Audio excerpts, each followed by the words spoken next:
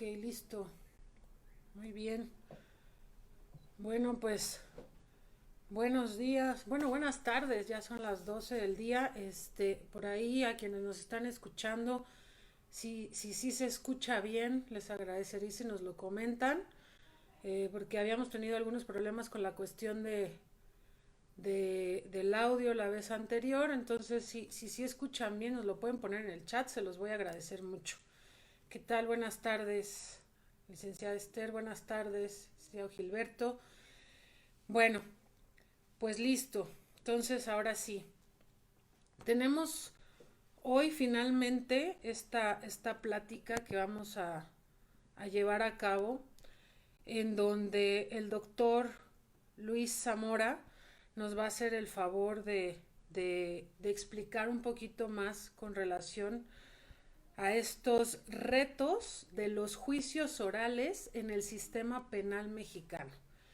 Y bueno, antes de darle la palabra al doctor, quiero platicarles un poco con relación a su formación, a su expertise, a la experiencia académica que tiene el doctor.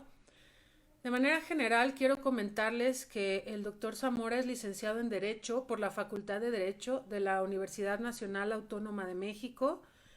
Es especialista precisamente en este nuevo sistema penal, acusatorio penal, también por la Universidad Nacional Autónoma. Es además maestro en defensa y promoción de los derechos humanos, también por la universidad, y ha realizado también sus estudios de doctorado en derechos humanos en el Centro Universitario Columbia.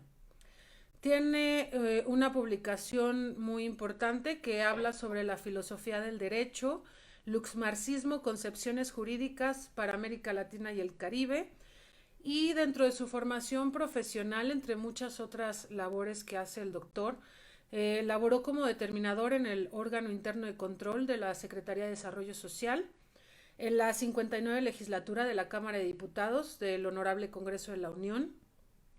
Actualmente es consejero titular del Mecanismo de Protección para Personas Defensoras de Derechos Humanos y periodistas del Gobierno de la Ciudad de México.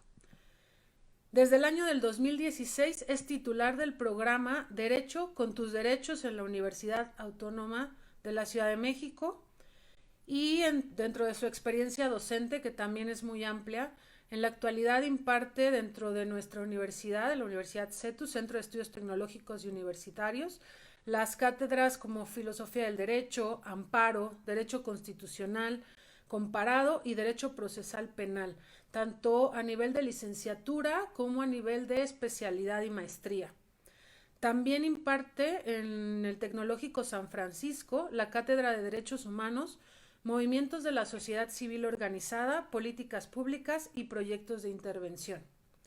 Asimismo, es representante legal de la Asociación Sin Fines de Lucro INLACESH, integrante de la organización Juntemos Esperanza y asociado de la Federación Latinoamericana de Abogados. Como pueden ustedes ver, el doctor Zamora tiene un amplio expertise en esta área, también en el área de derechos humanos, así como en algunas otras cuestiones. La verdad es que su experiencia es muy amplia, muy intensa, es difícil resumirla.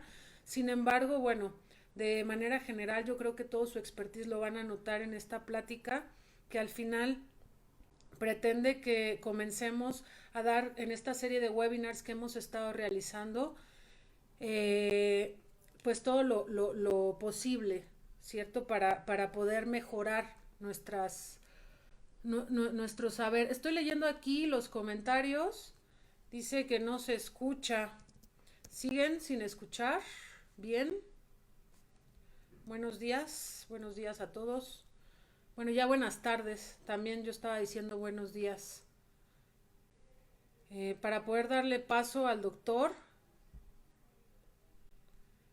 si es posible, nos pueden ayudar. Si escuchan bien, nos decían que se escuchaba bien, pero luego dijeron que no. Entonces, por ahí, si nos pueden apoyar. Bueno, eh, entonces vamos a dar paso finalmente a esta plática con el doctor. Muchas gracias, Tete. Sí, sí se escucha. Sí, a mí me parece como que se escuchan todo el volumen. Probablemente si tienen algún problema en el audio, les sugiero que utilicen a lo mejor algunos audífonos o bien que suban el volumen un poquito porque está todo el volumen, nosotros lo tenemos aquí en los ajustes y está todo el volumen, no podemos subirlo un poquito más. Bueno, entonces vamos a dar paso, por favor, al doctor Zamora para que pues empecemos esta plática y él nos pueda orientar un poco más con respecto a estos retos que tenemos. Doctor, por favor. Bueno, muchísimas gracias. Antes que nada, si me escucha bien, yo los escucho bastante bien. Si no me escucha, usted me va diciendo. Le agradezco de entrada, le agradezco por supuesto al Centro de Estudios Tecnológicos Universitarios, pues esta oportunidad, como en otros momentos, de continuar con las actividades académicas, las actividades académicas en materia de derecho, en materia de defensa de los derechos humanos, en materia de los derechos fundamentales de la ciudadanía en general. Y también, obviamente, entrando un poco en el contexto del sistema penal acusatorio adversarial, no hablaríamos ya de un nuevo sistema porque ya llevamos algunos años operando este sistema. Pero lo cierto es que, como usted bien comenta, hay un punto de coyuntura, si podemos decirlo de esa forma. De manera general, hay un problema o hay un punto que está generando una serie de conflictos entre los operadores del sistema penal tradicional en relación con el sistema penal acusatorio adversarial, que es el contexto precisamente de esta charla, de esta serie de preguntas al respecto. De esta manera, pues las dudas son muy amplias porque incluso las nuevas generaciones de estudiantes, las nuevas generaciones de abogados, todavía les cuesta bastante trabajo, diría yo, formular una adecuada defensa en los nuevos juicios orales. Solo por mencionar algunos de los puntos coyunturales, es precisamente la articulación de un discurso que logre convencer a las autoridades, que logre impactar y que logre generar un eje de defensa que nos permita obtener un resultado favorable en el caso de nuestro imputado o ya bien sea de la víctima. Ese punto me parece a mí que es el coyuntural de estos juicios orales y es donde precisamente está todo este amplio campo de oportunidad para tanto las universidades públicas como para las universidades privadas en capacitar adecuadamente a nuestros operadores de este sistema penal acusatorio adversarial, dotándolo de herramientas primero procesales, es decir, para conocer el espíritu de este sistema que, dicho sea de paso, es el alma del sistema penal acusatorio adversarial, es totalmente opuesto al que pues con el que hemos comulgado diferentes operadores en el sistema tradicional. Uno de los elementos principales es precisamente la oralidad, en tanto que en el sistema tradicional la oralidad no existía, prácticamente la oralidad se remitía a establecer un saludo con la autoridad. En este nuevo sistema, prácticamente el 80% de las diligencias deben articularse de manera verbal.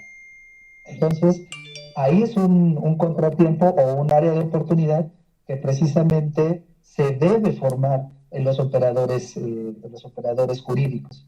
Es decir, cómo iniciar una audiencia de control legal de la detención, cómo replicar en una audiencia de vinculación a proceso, en una audiencia de imputación, en una etapa intermedia. Es decir, este sistema penal acusatorio adversarial pretende que a través de la oralidad se reduzcan sustancialmente los tiempos. Entonces de ahí, pues precisamente es que esta serie de conocimientos técnicos, pues tienen que nutrirse los operadores, porque de otra forma, en este nuevo sistema sí existe la posibilidad de los jueces, en específico del juez del oral o del juez de control, de remover al operador jurídico. Entonces ahí no se trata precisamente de traer un libro o un machote, como como se decía en la escuela tradicional, modificarle algunas palabras en la computadora, en el programa de Word, pues ya no se trata de eso. En este nuevo sistema se trata de que el operador jurídico conozca el sistema, conozca el Código Nacional de Procedimientos Penales, conozca la teoría del delito, conozca la teoría del caso, es decir, en realidad este sistema implica una formación muy especializada de los operadores jurídicos que evidentemente nos está impactando de manera negativa en cuanto a la ejecución del sistema penal acusatorio adversarial. Dicho esta breve introducción, digámoslo muy breve, porque podríamos prácticamente dar todo un año hablando de estas charlas y no terminaríamos de hablar de este sistema penal acusatorio adversarial, pero tengo entendido que habrá alguna serie de preguntas, entonces si usted lo estima conveniente, sí, maestra, empezaríamos con esas preguntas. Claro que sí, sí, doctor. Precisamente una de las cuestiones que más nos interesa, no solo en la universidad, creo que hemos coincidido con algunos de los docentes, entre ellos con usted, la capacitación es muy importante y más en estos tiempos.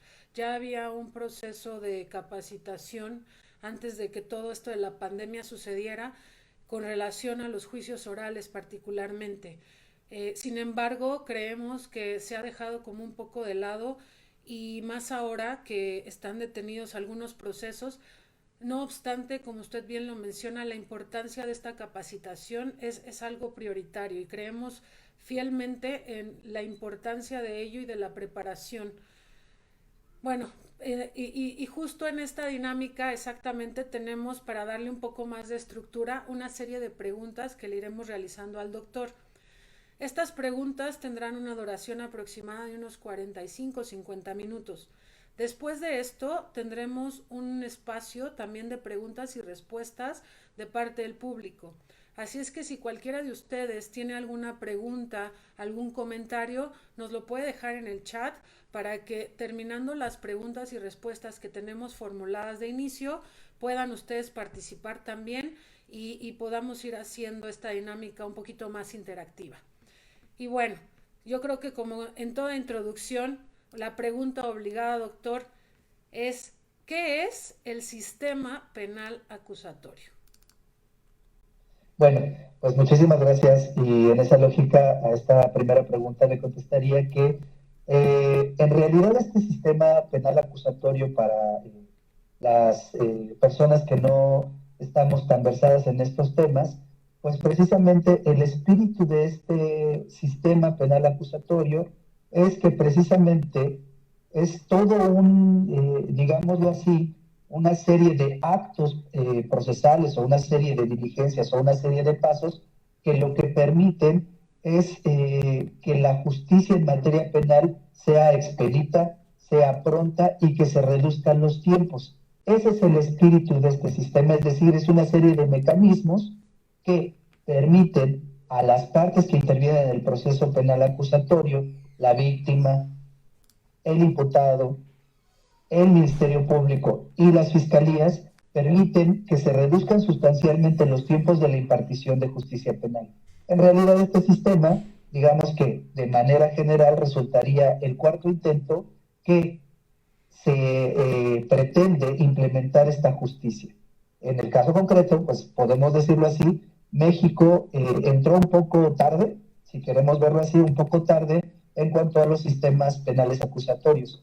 No es nuevo en el mundo que a nivel continental, en el caso de América y Latinoamérica respectivamente, se inició a partir del siglo XXI, es decir, a partir de 2000, 2001, se inició la implementación en diferentes países de los sistemas penales acusatorios, que precisamente lo que pretenden, repito yo, es que a través de ciertas formulaciones verbalizadas o expresiones orales se pueda reducir sustancialmente la impartición de justicia para efecto de que un procedimiento que en el sistema tradicional, repito yo, en el sistema tradicional podría tardar 6, 7, 8, 10 años o 20 años y las personas no tuvieran una resolución firme, en el caso de los sistemas penales acusatorios a nivel continental y en el caso de México, hemos tenido ya algunos avances. Particularmente podemos tener algunos procedimientos orales donde se resuelven procedimientos en 6 meses. Entonces, esto sí representa, en cuanto a los tiempos, representa una reducción sustancial de los sistemas procesales acusatorios en relación con el sistema tradicional o sistema inquisitivo. Muy bien, doctor. Y bueno, pues bajo esta misma lógica y para entender un poquito más claro, ¿nos podría decir, por favor, cuáles son los principios de este proceso penal? Claro que sí, maestra. En el caso concreto, estos principios que son torales o que son basales de este sistema penal acusatorio en el caso de México, se contempla precisamente un elemento fundamental de que México, a partir de 1982, 1988, inició con un proceso que se conoce como los principios de los derechos humanos, que en estos últimos años, en estas últimas décadas, se ha hablado mucho y se habla mucho de qué son los derechos humanos, qué son los derechos fundamentales, qué son las garantías que tiene el ciudadano frente a un acto de autoridad.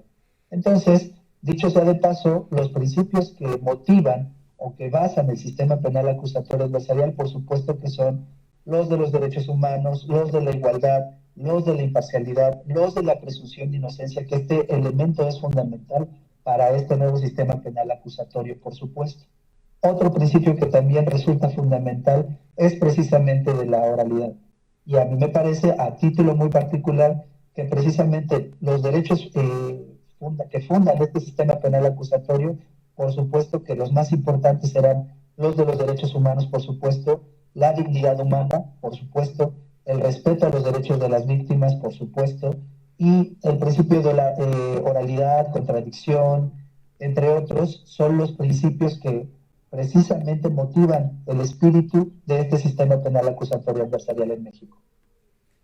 Muy bien, doctor. Y justo para hablar precisamente sobre todos estos principios, me gustaría que ahondáramos en cada uno de ellos. Entonces, para iniciar, ¿qué es la presunción de inocencia?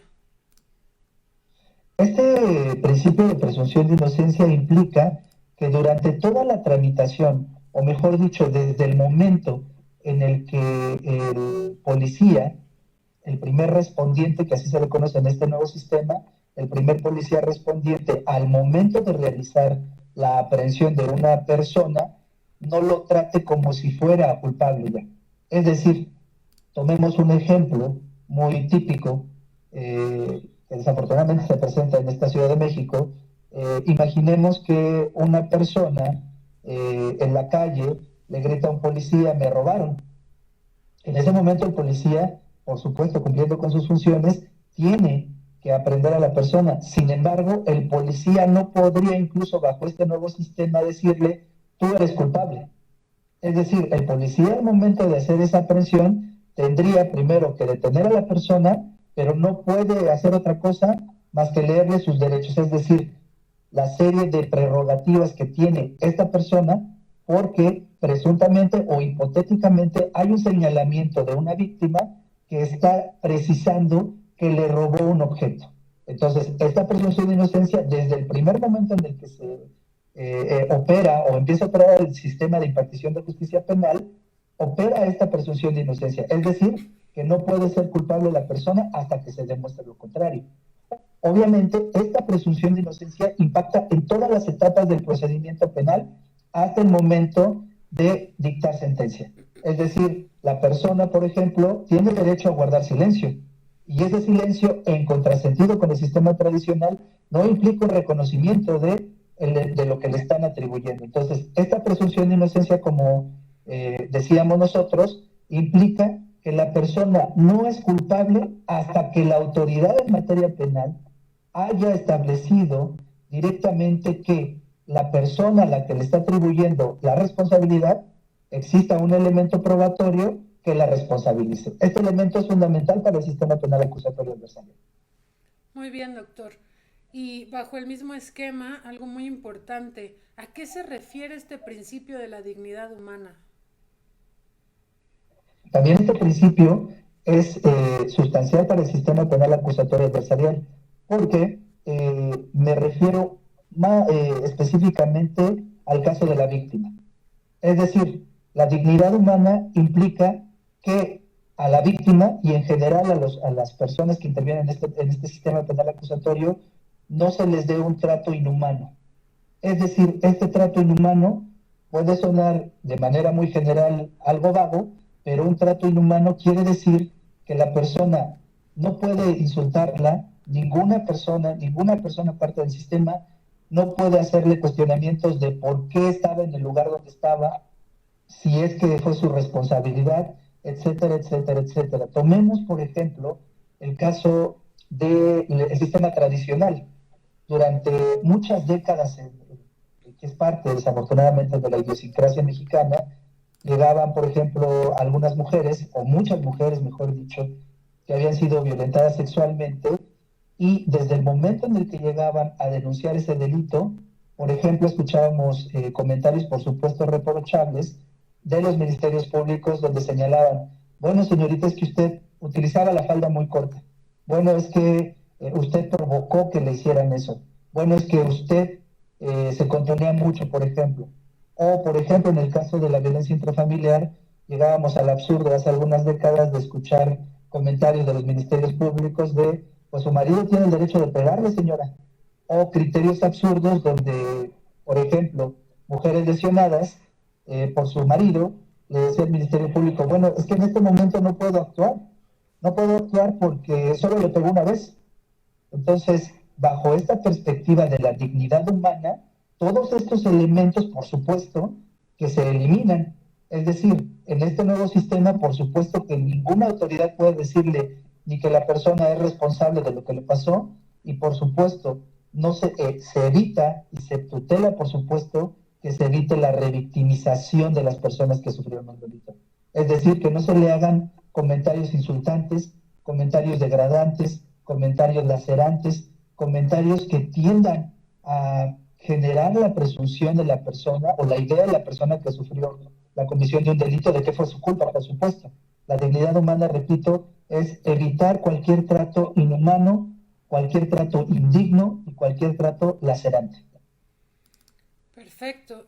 Creo que es un gran avance en ese sentido y hablando un poco también en este aspecto, ¿cuáles serían entonces los derechos de las víctimas? Bueno, por supuesto, el derecho de la víctima es fundamental a un trato humano y digno, como nosotros decimos, es decir, evitar cualquier insinuación, cualquier comentario, incluso cualquier mirada que tienda a hacer sentir mal a la víctima.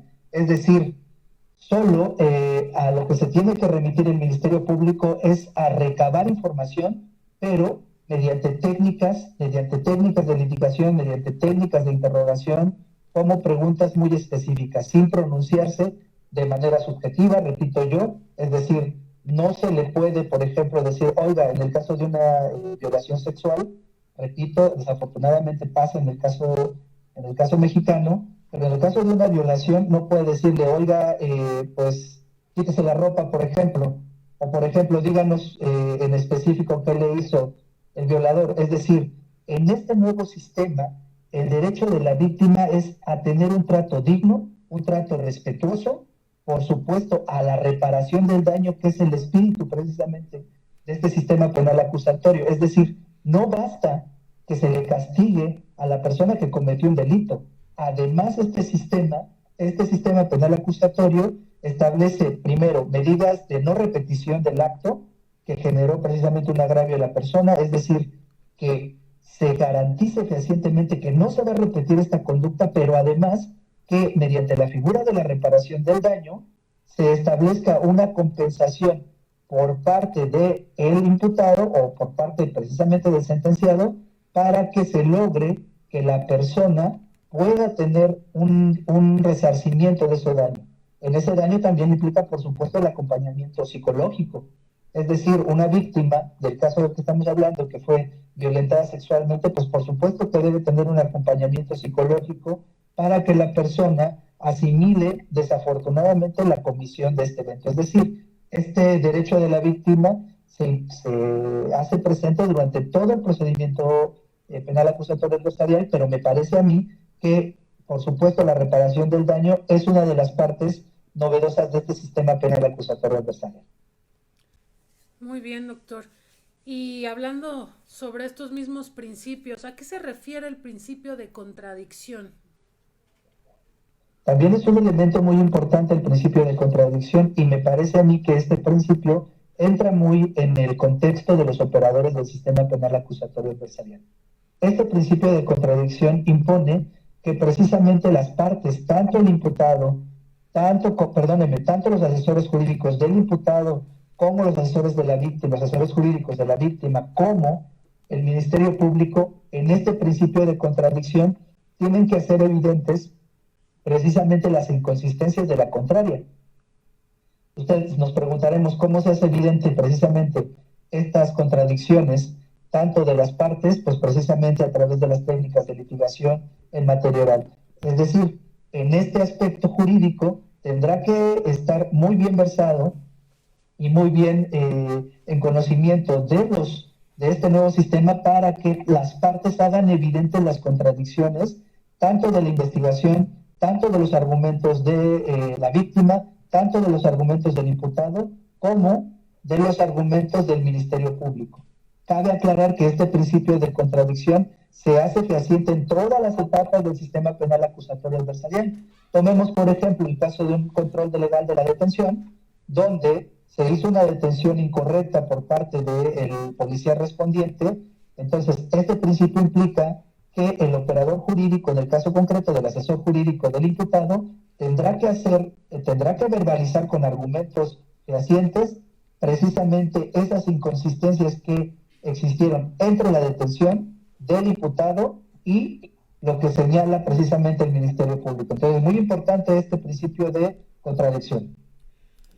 Y creo que muy ligado irá el siguiente principio del que le vamos a preguntar, que además es muy complejo porque creo que a muchos les ha costado mucho trabajo, y es el principio de la oralidad, doctor. Sí, por supuesto, como nosotros decíamos al inicio de esta charla, no, el sistema tradicional implicaba que pues el operador jurídico bastaba con que dicen por ahí en la construcción social, que se viera como abogado, que se presentara como abogado, que exhibiera una cédula como abogado, pero no era necesario que conociera la materia penal. En este principio de la oralidad, pues la realidad es que el abogado debe tener esas herramientas para establecer argumentos jurídicos convincentes, pero en todas las partes. Es decir, el abogado tiene que conocer de teoría del delito, tiene que conocer el sistema penal acusatorio, pero debe también tener una argumentación lógico-jurídica. Es decir, no es lo mismo que en el sistema tradicional nosotros dijéramos, bueno, queremos unas copias, a formularlas en una audiencia oral, donde debe solicitar las copias, debe decir de qué documento requiere esa copia, debe decir para qué efecto quiere esa copia y además debe precisar en dónde se encuentra esa copia. Es decir, el principio de la oralidad implica que el operador del sistema penal acusatorio adversarial, todas las formulaciones, todos los requerimientos, todas las peticiones, las verbalice ante la autoridad. Ello implica precisamente que debe conocer técnicamente, por supuesto, el Código Nacional de Procedimientos Penales, el Código Penal de la Ciudad de México, pero que además debe ser lógico lo que está solicitando. Entonces, este principio precisamente es el toral del nuevo sistema penal acusatorio adversarial. Y creo que aquí está usted resumiendo como distintos retos que son justo los que estamos trabajando, ¿no? La cuestión de todos estos principios, pero el cumplimiento de la capacitación en todos estos aspectos es algo que es medular. Y bueno, dejando un poquito al lado ya los principios elementales, quisiéramos saber ahora cómo operaba esta situación en el anterior sistema. Bueno, en realidad esa es una pregunta muy interesante porque, como nosotros decíamos, en el sistema tradicional, en realidad operaba de manera muy diferente. Es decir, por ejemplo, en el momento de las averiguaciones previas, que así se le conocía en el sistema tradicional, bastaba, como decía yo, que nosotros nos apersonáramos en las agencias del Ministerio Público, hoy fiscalías, y bueno, solicitáramos hablar con el Ministerio Público responsable, decirle, por ejemplo, necesito copias, voy a protestar el cargo y listo. Lo que hacía el Ministerio Público en ese momento, usted le decía, présteme su cédula, usted la exhibía, y bueno, el Ministerio Público hacía todo el trabajo de redacción, le ponía a usted a la vista el documento, el abogado lo leía y decía, bueno, estoy de acuerdo, no estoy de acuerdo, le ponía a la vista ese documento a su defendido, lo firmaba y prácticamente con eso acababa la intervención dentro de las agencias del Ministerio Público y podía también darse también la corrupción, ¿no? Podría decir, desafortunadamente podría señalar el abogado, ¿sabe qué? Ministerio Público, quiero que mi defendido salga. Entonces, prácticamente así funcionaba el sistema. ¿Cómo le podemos hacer? Entonces, pues en ese momento había todo un área de oportunidad donde, repito, el abogado bastaba que tuviera una capacidad de negociación. No muy buena en todos los casos, pero en ese momento podía liberar a una persona. Eso implicaba precisamente que se fomentara la corrupción. Entonces había un problema muy, muy interesante porque la ciudadanía tenía la idea de que el sistema no estaba funcionando. Muchas veces las personas decían, bueno, ¿cuánto te pide el abogado? Entonces eso era un problema muy fuerte, porque en realidad desde los abogados, desde los operadores del sistema penal tradicional, se fomentaba la corrupción. Entonces era un elemento muy, muy desafortunado que si queremos hablar en relación con el nuevo sistema, sí, por supuesto que en este sistema hay menos probabilidades de cometer corrupción, mucho menos probabilidades de cometer corrupción. Es decir, el sistema, un punto coyuntural o un punto muy rojo, muy álgido en el sistema tradicional, era precisamente la corrupción. La corrupción que se fomentaba desde el abogado, desde las personas que eran objeto de una investigación, hasta los impartidores de justicia. Entonces, esta operatividad del sistema sí era muy, muy complicada, además que desafortunadamente las investigaciones, en las averiguaciones previas, eran prácticamente realizadas por el Ministerio Público. Es decir, el Ministerio Público era el único que realizaba actos de investigación. Si en el caso el abogado del probable responsable solicitaba un acto de investigación, tenía que estar validado por el Ministerio Público. Entonces ello implicaba que si el abogado quería realizar una defensa técnica, tenía que estar bajo la supervisión del Ministerio Público. Ello también impactaba precisamente en la impartición de justicia de personas que eran inocentes. Tomemos el caso, por ejemplo, también de los pueblos originarios. En el caso de los pueblos originarios no estaba tan delimitado los usos y costumbres de las personas de pueblos originarios. Tomemos el caso de una persona de Chiapas que hablaba la lengua celtal, pues a veces prácticamente el Ministerio Público lo que hacía es asentar que no hablaba en la lengua celtal y que además había concurrido un traductor y bastaba con que constara en la carpeta de la averiguación previa para que se tomaran como válidos que se le habían hecho o se le habían reconocido los derechos fundamentales. En realidad podríamos hablar mucho de este tema, maestra, pero me parece que esos elementos que hemos expresado son los fundamentales de cómo operaba desafortunadamente el sistema tradicional acusatorio, perdón, el sistema penal tradicional. Muy bien, creo que sí nos dan una idea clara más o menos de algunas de las diferencias sobre también lo que ha estado platicando y bueno, también para ayudarnos a entender un poquito mejor, sobre todo a quienes no estamos tan versados en el tema, vamos a ir viendo las funciones de algunos de los actores principales. ¿Cuál es la función esencial de la Fiscalía en este sistema? Perfecto. Bueno, en realidad la Fiscalía transitó por un proceso. Antes se llamaban procuradurías. Y antes, por ejemplo, cuando se recibía una investigación, se turnaban a las agencias del Ministerio Público, que así se les conocía. Entonces, se hizo toda una transición. La realidad es que pasaron muchos años para que se creara esta figura del fiscal, incluso para que se aprobara esta figura del fiscal. Entonces, ahora, ¿cómo funcionan las fiscalías? Hay fiscalías especializadas en diferentes materias.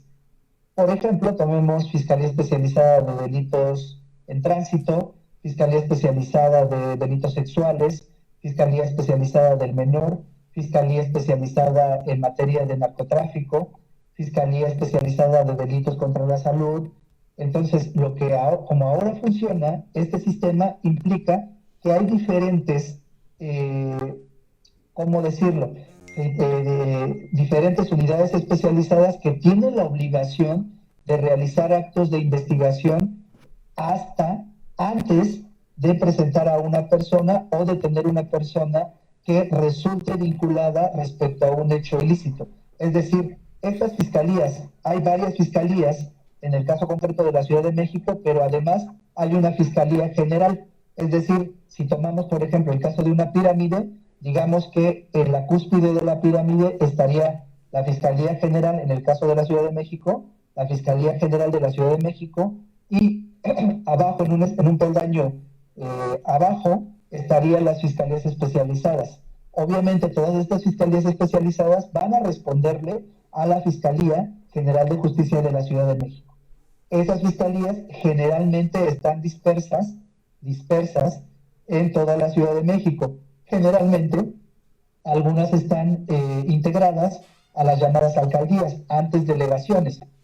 Entonces, para los operadores jurídicos, las fiscalías, nosotros tendremos que, al momento de que se inicie una carpeta de investigación, tendremos que rastrear si, por ejemplo, fue una colisión, digámoslo así, o un choque de algunos vehículos. Lo que tendremos que buscar precisamente en la estructura de la fiscalía es dónde está la fiscalía especializada en materia de delitos de tránsito, para que nosotros, pues, ya sepamos dónde vamos a acudir, dónde vamos a personarnos para hacer la defensa en la fiscalía que nos corresponde.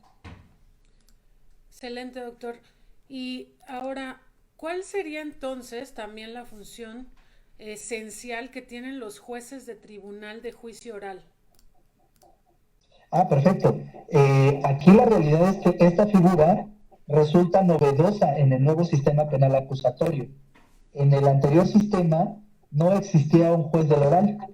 Existía, si acaso, un llamado juez penal, pero ese juez penal no revisaba los actos de investigación que realizaba el Ministerio Público. Es decir, en el sistema tradicional no había un tercero imparcial que pudiera revisar que lo que estaba haciendo el Ministerio Público era lo correcto. En el nuevo sistema se crea la figura del juez oral, o en el caso concreto, juez de control en la primera etapa, que desde el momento en el que se le pretende validar la detención del presunto responsable, tiene que validar o tiene que argumentar el Ministerio Público, tiene que exponer jurídicamente, fácticamente, que la detención la hizo de acuerdo a lo que establece nuestra Constitución. Entonces, esta figura de los jueces en materia de la oralidad y específicamente del juez de control implica precisamente que hay un tercero que no interviene, que no realizó actos de investigación, pero que sí va a pronunciarse respecto a lo que está haciendo el Ministerio Público. Perdón, esta figura, por supuesto que es novedosa, implica que los actos del Ministerio Público deben de tener, digámoslo así, el visto bueno del juez de control. Una persona que no intervino en la investigación, que no realizó ningún acto, pero que sí es un experto que jurídicamente puede determinar si la detención o si las actuaciones del Ministerio Público y de la Fiscalía fueron correctos. Perfecto, creo entonces muy importante para esta cuestión de evitar un poco más la corrupción que mencionaba hace rato. Y bajo ese mismo esquema, entonces, ¿cuál es la función de los jueces de control? Precisamente nosotros lo que hemos comentado es que el juez de control es un garante de no solo, fíjese usted, no solo de lo que establece la Constitución, no solo de lo que establecen los derechos humanos, no solo de las garantías que tienen las partes. Además, tiene que verificar que los operadores del sistema jurídico cuenten con las capacidades técnico-jurídicas argumentativas para que puedan expresar, puedan verbalizar jurídicamente hablando una idea respecto a una teoría del caso. Es decir, el juez de control repito yo, es una persona experta, jurídicamente hablando, que además debe de presenciar y debe de pronunciarse de todos y cada uno de los actos que se están realizando de la carpeta de investigación. Esto no pasaba en el sistema tradicional. En el sistema tradicional teníamos, por ejemplo, un secretario de acuerdos del juez, por supuesto, que era el que ante el que se celebraban todas las diligencias, y el juez estaba en una oficina contigua haciendo otras actividades, pero no estaba escuchando a las partes. Ello precisamente impactaba negativamente la impartición de justicia, pues en realidad quien tenía que aproximarse es precisamente el juez, pues es la persona que está conociendo de toda esta investigación. Entonces, en este nuevo sistema es necesario y es fundamental que esté el juez de control en las primeras etapas de la investigación, tanto para el control legal de la detención, tanto para la imputación como para la vinculación a proceso. Es decir, en estos tres momentos debe de estar el juez de control. Excepcionalmente estará, por supuesto, para conocer de algunas irregularidades que pueda realizar el Ministerio Público.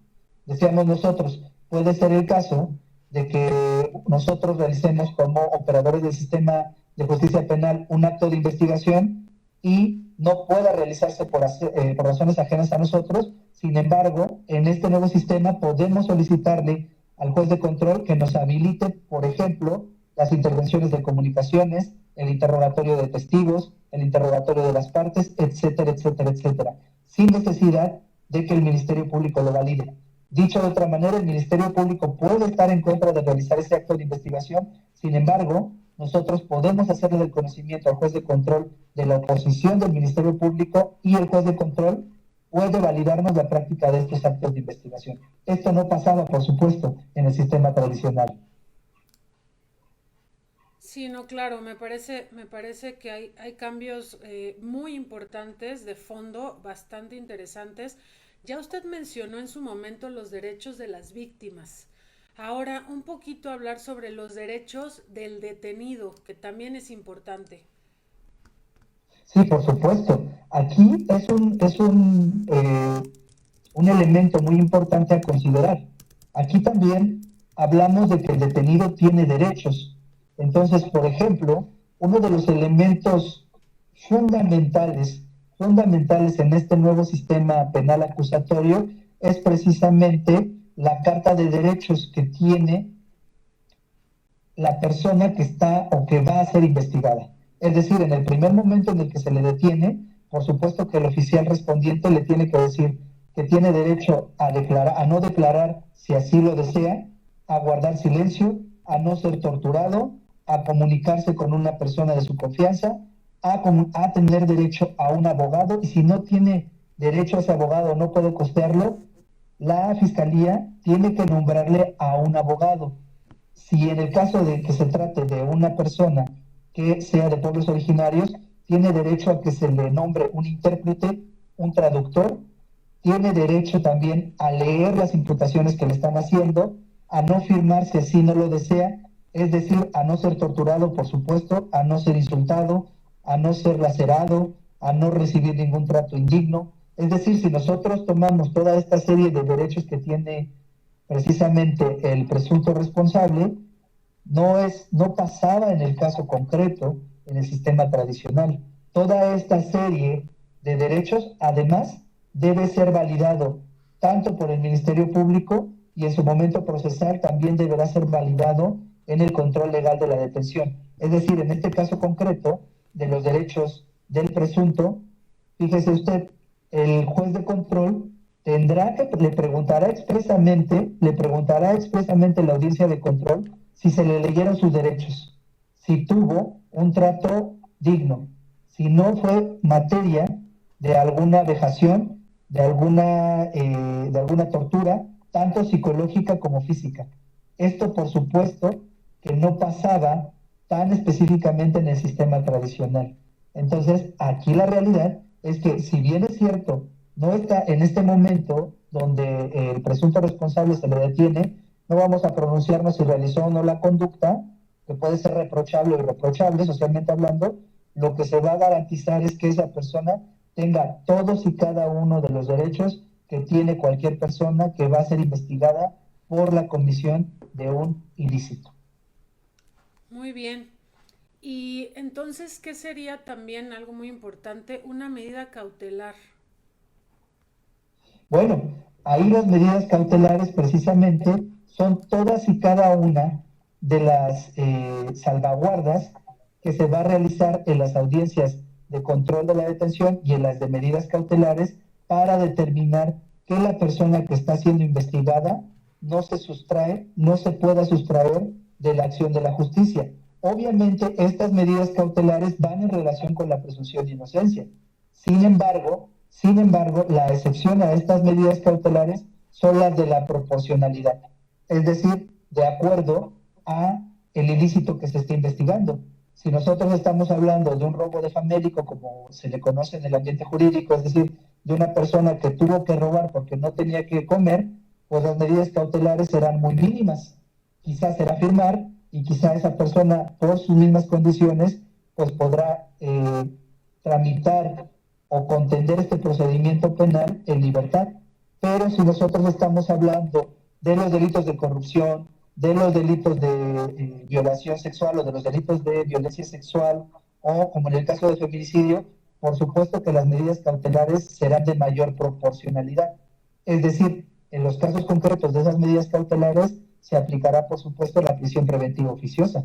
Es decir, ¿por qué? Porque el peligro de que estas personas con su conducta puedan multiplicar esta serie de ilícitos es tan grande que se prevé que esta persona no puede estar o no puede convivir precisamente con las personas, por lo tanto, lo que hace el legislador es que esa persona esté en reclusión.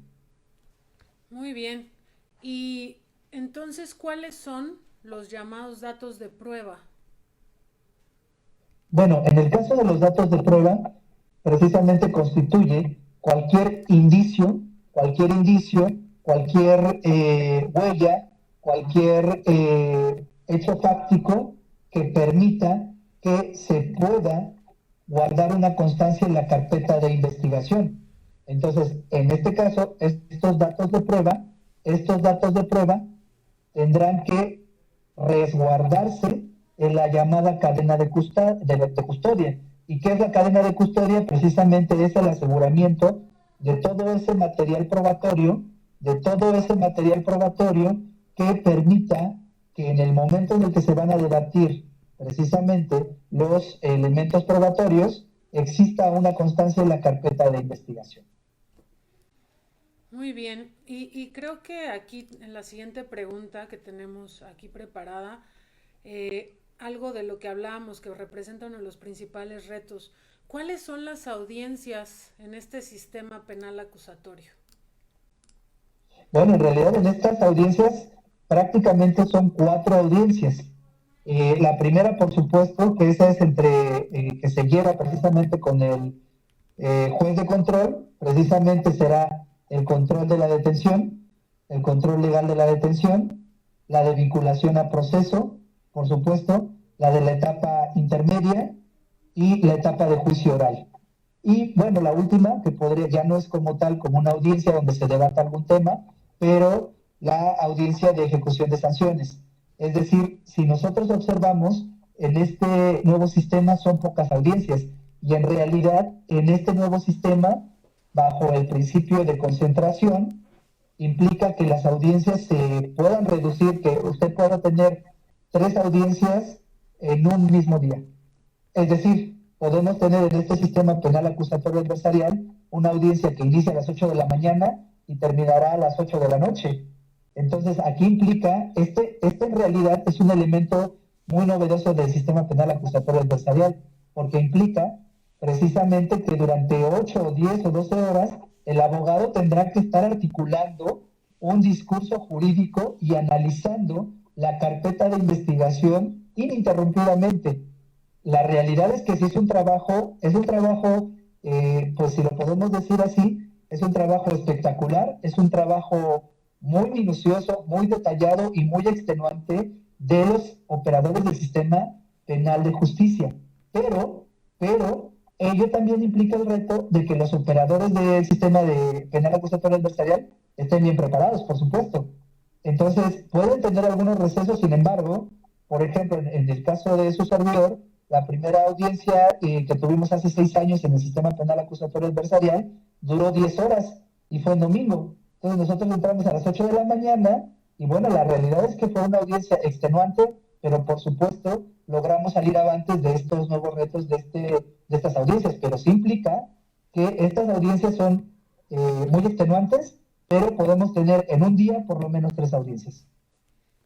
Yo creo que eso es un gran avance y seguramente, como bien dice, es un reto bastante importante, sobre todo, como bien lo comenta usted, doctor, en la cuestión de la preparación y la capacitación de los operadores también.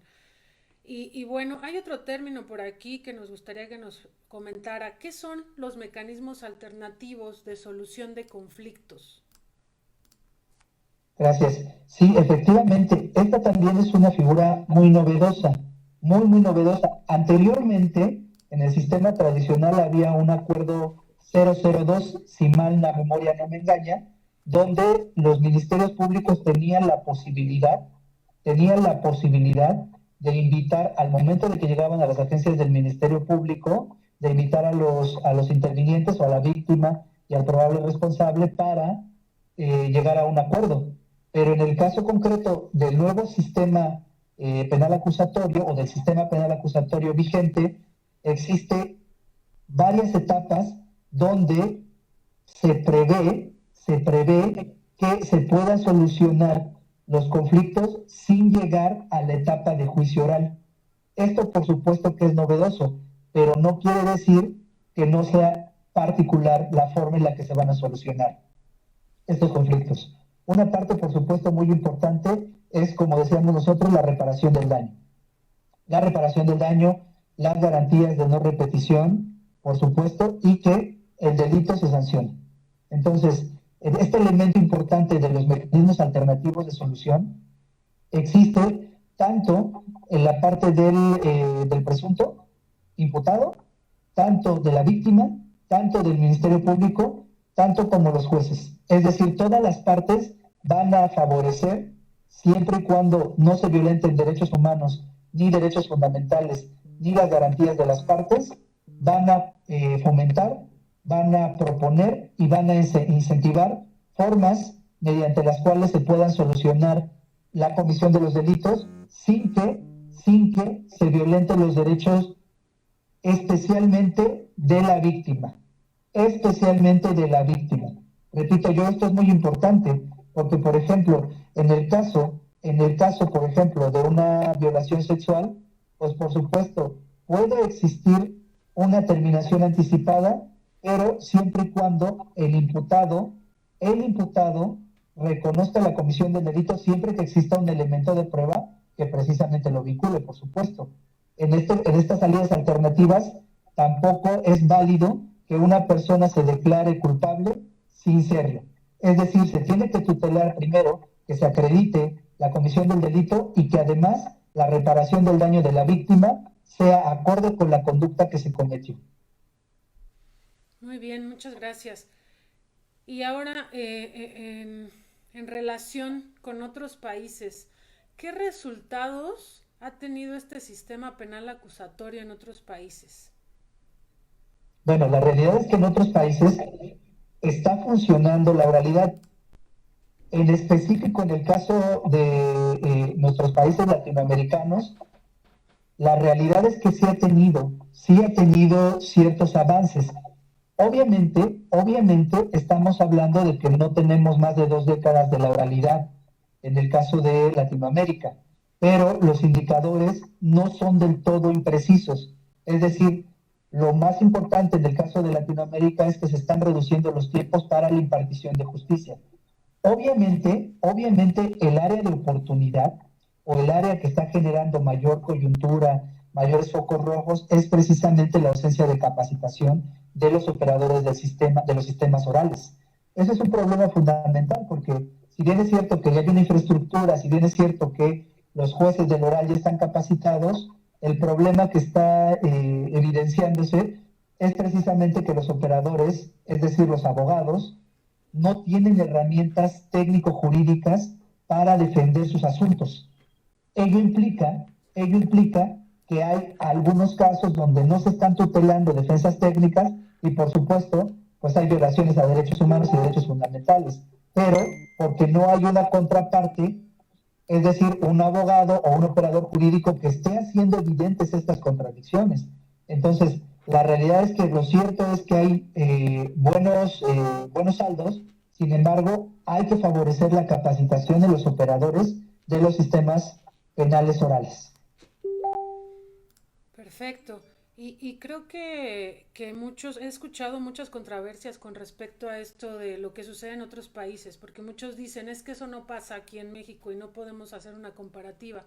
Pero creo que como bien lo comenta, existen ciertos indicadores que sí nos pueden ayudar a mejorar este proceso. Y bueno, precisamente pues ya llevamos algunos años con este sistema a pesar de todo y me gustaría que nos comentara cuál ha sido entonces el mayor impacto del sistema penal acusatorio en la sociedad. Bueno, en realidad, aquí el impacto ha sido grande porque el punto álgido también es en cuanto a la sociedad en general, este elemento sí resulta novedoso porque en los primeros momentos de la investigación intervienen muchísimo las partes. Es decir, en este nuevo sistema no basta que los abogados comparezcamos. Hay una modalidad en las audiencias orales donde están, por supuesto, presentes los familiares de la víctima, los familiares del presunto imputado, y eso, por supuesto, que es uno de los avances de este sistema.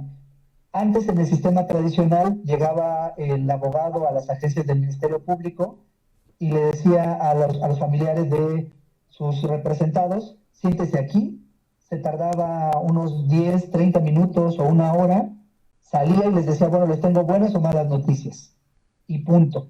La palabra del abogado era prácticamente la verdad absoluta. En este nuevo sistema es totalmente diferente. En este nuevo sistema incluso se favorece que los familiares, guardando precisamente ciertas diligencias, ciertos protocolos de respeto a la autoridad, estén presentes en las audiencias del oral. Ello implica, por supuesto, que los familiares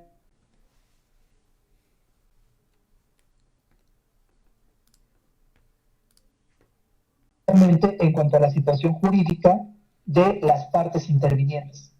Ello, por supuesto, lo que implica es que la ciudadanía se empape de lo que son los procedimientos y, por supuesto, que de manera muy general pueden percibir si sus representados, si mejor dicho, sus familiares o sus víctimas están siendo bien asesoradas. Esto, por supuesto, que impacta positivamente en el nuevo sistema penal acusatorio adversarial. Bueno, ya ahorita tenemos la siguiente pregunta, es la última que nosotros tenemos preparada para usted. Ya por ahí vimos que tenemos una pregunta ya lista para posteriormente realizársela. Les comento para que si gustan o si tienen alguna pregunta de una vez nos la vayan escribiendo en el chat para que podamos aprovechar aquí al doctor y todo su expertise y que nos pueda ayudar con estas preguntas. Y bueno, como última pregunta, al menos de nuestra parte, ¿cómo han sido los resultados del sistema penal acusatorio en materia de eficacia y garantía?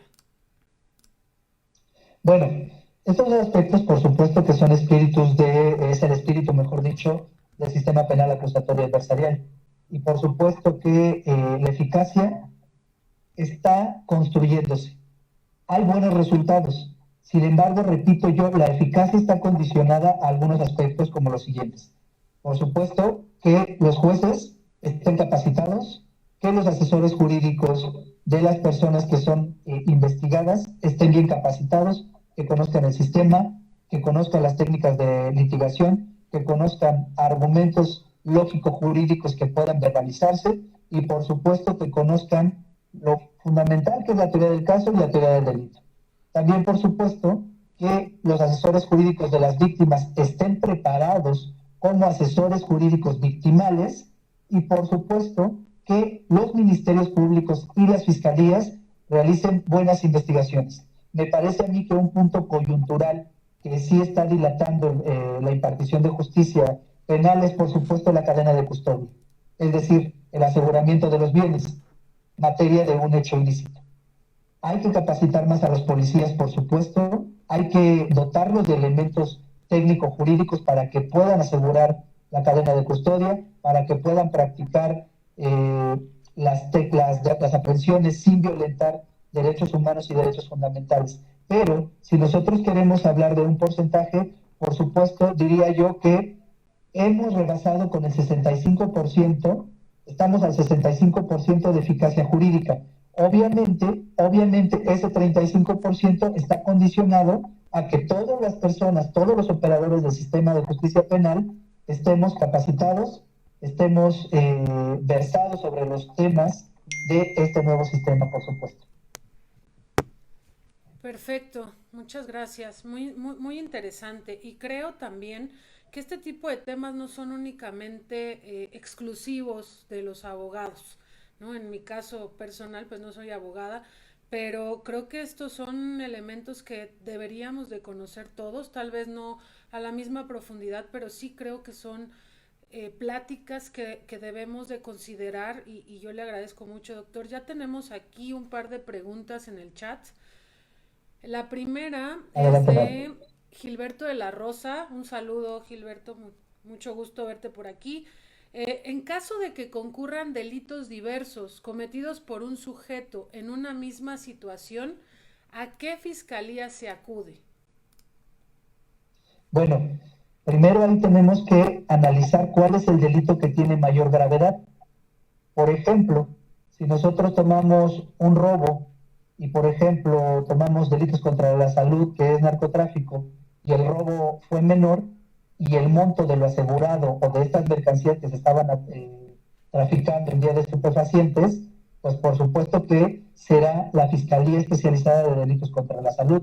Eso no quiere decir que no se inicien carpetas de investigación correlacionadas.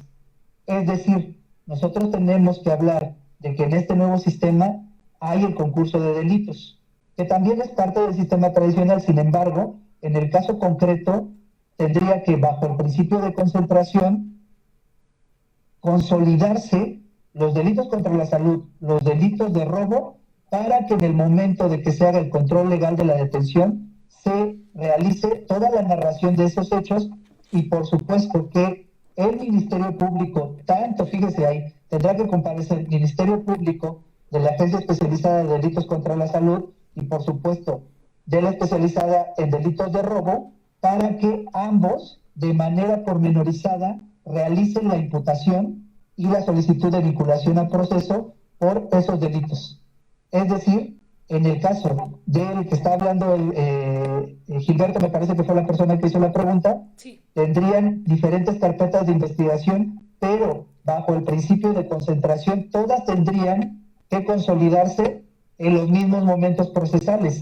La realidad es que el problema sería mayúsculo para el presunto responsable y para su abogado, por supuesto. Por eso nosotros insistimos que en el caso concreto, el abogado no tendría que ir a las dos agencias. Tendría que, en el momento del control legal de la detención, comparecer en una audiencia y desvincular o tratar de desvincular jurídicamente esos delitos. Excelente. Tenemos también por aquí otra pregunta. Hola Brenda, ¿cómo estás? Ya, rato sin verlos. Se dice que en el nuevo sistema penal habrá 3 jueces que dictarán la sentencia. ¿Nos podría explicar un poco más cómo se llevará a cabo este nuevo método de los 3 jueces? Sí, por supuesto. Como nosotros decimos, hay un juez de control, un juez de la oralidad y un juez de sentencia. Obviamente, estos momentos tienen que ver, en la lógica que lo mencionamos, el primero, segundo y tercer momento. El juez de control, como su nombre lo dice, lo que va a tutelar es precisamente que en el momento inicial de la investigación se tutelen derechos humanos, derechos fundamentales y derechos de la víctima. Y que de manera hipotética o de manera probable las imputaciones que está realizando la representación social son suficientes para judicializar esa investigación. Es decir, el juez de control va a decir que la detención fue correcta, que el momento en el que se realizó la detención fue correcta y que los datos de prueba, en ese momento son suficientes para que a la persona se le investigue. El juez de lo oral, por supuesto, lo que hará es determinar que las pruebas sí resultan fehacientes o que sí resultan concatenadas o resultan suficientes de manera plena para que la persona que es investigada tenga una responsabilidad y, por supuesto, el juez de sentencia lo que va a determinar en el caso concreto es cuál es el tiempo o cuál es la sanción que le corresponde precisamente ya a esta persona sentenciada o esta persona que fue responsable. Entonces, como lo podemos ver aquí, efectivamente, como bien comenta la señorita Brenda, precisamente cada juez tiene una responsabilidad y en ese sentido también es importante hacer la mención que cada juez no tiene comunicación entre ellos, cada juez tiene una responsabilidad específica, pero lo que sí implica es que los operadores de este sistema conozcan muy bien lo que es la teoría del caso, la teoría del delito y, por supuesto, el sistema penal acusatorio adversarial en cuanto a los aspectos procesales. Excelente, muchas gracias. Ahora tenemos aquí otra pregunta, la maestra Esther, que también es una maestra muy buena en muchos aspectos. Muchas gracias por la pregunta. Ella nos comenta, ¿existen excepciones a la publicidad de las actuaciones? Sí, por supuesto. La publicidad, en el caso concreto, el principio de publicidad implica que de manera general, las audiencias o los actos procesales sean, ¿cómo decirlo?, practicados sin ninguna secrecía, es decir, que sean públicos. Sin embargo, sí existe alguna posible violación a derechos humanos o a derechos fundamentales. Por supuesto, el principio de la publicidad implica la secrecía de las víctimas. Tomemos, por ejemplo, el caso de una violación sexual de una menor o un menor de edad, donde, por supuesto, esta investigación tiene que determinarse como reservada. Incluso las audiencias, para respetar precisamente la identidad de la víctima, lo primero que se hará en una carpeta de investigación se determina como identidad reservada, que generalmente el criterio de la autoridad es que se tome la primera letra del nombre o nombres y de los apellidos. Podría ser, por ejemplo, ese DNL, por ejemplo, de una persona. Entonces, durante toda la tramitación de la investigación y en las etapas de juicio, los jueces respectivamente en cada etapa procesal tendrán que exhortar y que, mejor dicho, obligar a las partes y prevenirlas para efecto de que se expresen con secrecía de acuerdo a las nomenclaturas de reservada. También, por ejemplo, por supuesto, no se le podrá interrogar a la víctima sin que esté, por supuesto, un abogado con la expertise en víctimas, además un psicólogo, además en presencia del juez y además no esté presencialmente o puede ser que esté presencialmente en una sala contigua. Es decir, la excepción al principio de publicidad tiene que fundamentarse siempre tutelando el derecho de las víctimas. Muy bien, tenemos aquí otra pregunta de parte de Javier, un saludo también. ¿Cómo y cuándo se realiza la teoría del delito? Muy importante la pregunta de Javier. Aquí el punto medular en el caso de la teoría del delito para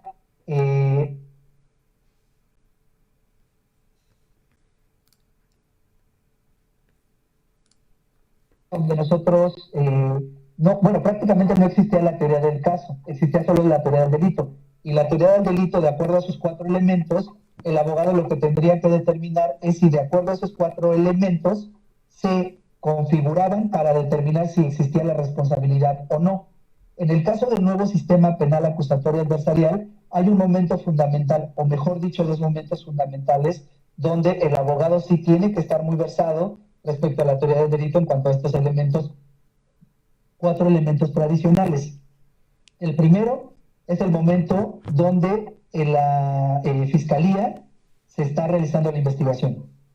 En ese momento, por supuesto que el abogado o el asesor jurídico, mejor dicho, tiene que conocer la teoría del delito.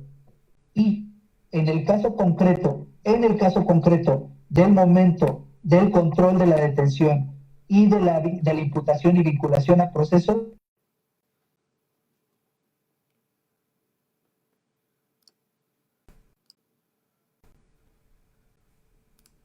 delito, los elementos. Es decir, en esos momentos sí tenemos que realizar un estudio muy pormenorizado, muy fundamental y muy estudiado de los elementos de la teoría del delito. Muy bien, muchas gracias. Y bueno, aquí un poquito, creo que se nos fue un poco la señal. Ok, se nos fue un poquito la señal, pero bueno, ya estamos volviendo. Creo que no hay más preguntas. Hasta ahorita son las preguntas que nos han realizado. Quiero aprovechar para agradecerle muchísimo, doctor, su participación, el tiempo que nos ha regalado. La verdad es que ha sido de muchísima ayuda porque nos permite aclarar en una visión muy estructurada. Creo que usted nos ha permitido entender el proceso de manera general, tanto para quienes, como le comentaba, no somos versados en el tema, como para quienes sí lo son, que son algunos de nuestros espectadores. Comentarles que esta conferencia, gracias al doctor, que se va a quedar grabada en la página por si alguno de ustedes gusta compartirla o volverla a revisar. Ahí va a estar todo el tiempo para que ustedes puedan tener acceso a ella. Eso se lo agradecemos muchísimo, doctor. Y bueno, pues ya como para cerrar, algún último comentario, algo que quisiera comentarnos con relación a este proceso. Sí, por supuesto, pues primeramente agradecer la invitación a esta serie de charlas donde hablamos precisamente de estos temas que desde mi perspectiva representan una oportunidad de capacitación para los operadores del sistema penal acusatorio adversarial. Por supuesto, le agradezco a la dirección de esta institución, a la maestra Ivonne también le agradezco la invitación. Y la verdad es que nosotros llevamos ya un tiempo realizando esta serie de capacitaciones en materia del sistema penal acusatorio adversarial. En ese mismo sentido, también esta universidad, el Centro de Estudios Tecnológicos y Universitarios, pues desde hace, si me permite usted el comentario, hemos operado ciertas plataformas de educación no tan tradicional, pero ya llevamos algunos años operando algunas plataformas que la verdad es que ahora en estos momentos de coyuntura, de la llamada pandemia, pues nos han ayudado muchísimo a continuar con nuestras actividades académicas. Entonces, en ese sentido, también dentro de la serie de cursos, de diplomados que tiene la universidad, tenemos varios cursos en los nuevos juicios orales y por supuesto que también hay, en el caso concreto, un curso de los nuevos juicios orales en materia penal, que por supuesto está glosada en la plataforma de la universidad en línea, que la verdad es que está muy concentrado, hay mucha información respecto a algunas prácticas, algunas técnicas de litigación, interrogatorio, etcétera, donde se precisa precisamente a detalle, muy a detalle, cómo funciona el nuevo sistema penal acusatorio adversarial. Entonces, hay la ventaja de estas nuevas modalidades de la educación en línea es precisamente que los alumnos pueden accesar en cualquier momento y en cualquier hora para accesar a estos contenidos y además, como usted bien comenta, reproducirlos sin una limitación para que puedan solventar las dudas que tienen con también modalidades de tutorías en línea, donde algunos profesores, entre ellos su servidor, estamos dando alguna serie de asesorías de la operatividad del sistema penal acusatorio adversarial. Sí, preguntan por aquí que si manejamos cursos o talleres con respecto a este tema. De hecho, como bien lo comenta el doctor, él está organizando un curso en línea precisamente que se llama el Sistema de Justicia Penal Acusatorio Adversarial. Igual si alguno de ustedes está interesado en recibir información, es precisamente completamente en línea. Tenemos un modelo de taller, de cursos, en donde ustedes tienen acceso a la plataforma las 24 horas del día y pueden estar haciendo, interactuando. Hay además cada semana tienen interacción directa con el doctor Zamora o con los doctores especialistas en las distintas áreas. Dice el profesor César que si puede hacer una pregunta. Sí, claro, díganos por favor antes de que se nos acabe el tiempo. Entonces les comento, adelante, por favor. nada más que nos la escriba y aquí estamos esperando su última pregunta. Y bueno, si alguno de Y un ustedes poco, sí, por favor. un poco, si me permite, maestra, la realidad es que esta serie de cursos que tiene la universidad es novedoso. Hemos tenido la oportunidad de impartir cátedra en algunas otras universidades y la realidad es que la plataforma que se utiliza en la universidad, en este Centro de Estudios Tecnológicos y Universitarios, la realidad es que es una plataforma amigable, novedosa y muy práctica, tanto para el docente, tanto para el alumno, porque además incorpora pues estas tecnologías que en algunas ocasiones no son tan novedosas para, o mejor dicho, son novedosas para nosotros como abogados, pero ello implica que tengamos un acercamiento muy estrecho en cuanto al aprendizaje del alumno. Entonces, la realidad es que sí debemos hacer un reconocimiento de la universidad, sobre todo el esfuerzo precisamente en continuar con los objetivos de la enseñanza. Eso me parece que es lo fundamental y por supuesto que esto abona mucho en el sentido de los nuevos juicios orales en materia penal. Muy bien. Bueno, creo que ya no apareció la última pregunta del profesor César. Pero bueno, pues nuevamente ya el tiempo también se nos viene un poco encima. Muchísimas gracias a todos los que asistieron a esta pequeña plática. Y nuevamente, doctor Zamora, en verdad muchísimas gracias por todo su apoyo y por esta excelente exposición que creo que nos ha ayudado muchísimo a dejar en claro muchas cosas. Muchísimas gracias a usted y la invitación continúa pues precisamente para que los operadores jurídicos se capaciten porque esto ya es una realidad y sí es necesario capacitarnos. Muchísimas gracias a la universidad y muchísimas gracias a todos los asistentes. Gracias. Hasta pronto. Hasta luego.